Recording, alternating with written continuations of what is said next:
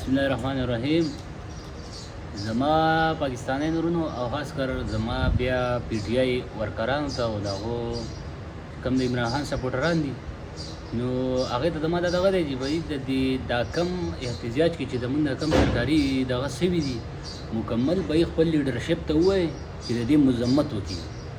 او د دې دغه وکړي چې بهي د دې مونږه ذموار نه یو بهي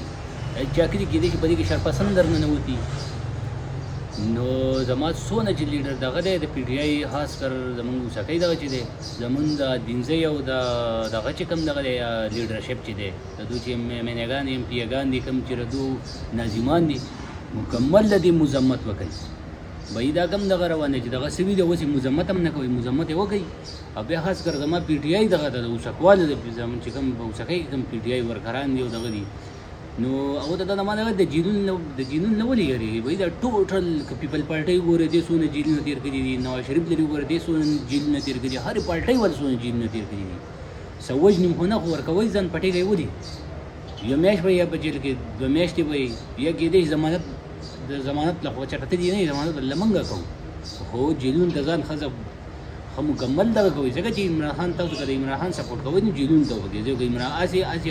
ولې نو بیا په قلاره کېنئ وواله دا شیونه بیا نه کېږي په دې کې به جیل ته هم ځي په دې کې به هر طرف ته ځي زما بیا خاص کر دغه اوسکوال دغه ته دا دغه دی چې بهي دا کم سرکاري دغه چې سوي دي مکمل د دې د مکمل په شدید الفاظو کې مذمت وکړي چې دا غلط کار شوی دی خپل لیډرشپ ته خپل ټوټل چې کوم میئر هم دی زموږ هغه ټول ته ووایي چې د خپل هرې قوم له دا شعر کې چې موږ د دې مذمت کوو موږ د دې نه خبر بهي د دې مکمل آزاد عمران خان و چې د دې آزادانه تحقیق دغه وشي انکوایري وشي چې د دې پته ولګي چې په دې کې څوک یې نوالي خبر زما ده لکه بېنظیره چې مړه وه نو دا ملک تاسو وګورئ ټوټې نه و شوی څه شی هغو څه شی نه و پرېښودی